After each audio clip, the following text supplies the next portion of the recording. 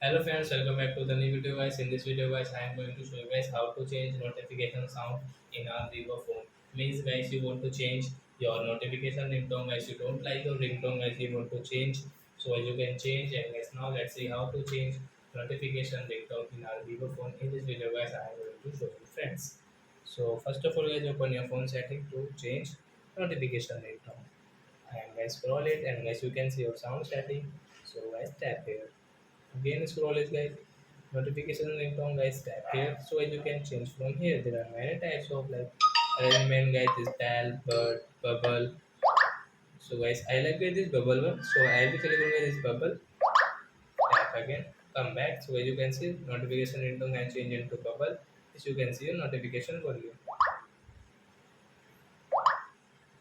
So I hope friends you have understood how to change notification ringtone in our Vivo phone. So that's it guys. Thanks for watching. So it's now we will meet on next video guys with new topic. Before going guys, please go and like my video, subscribe my channel. Bye bye friends.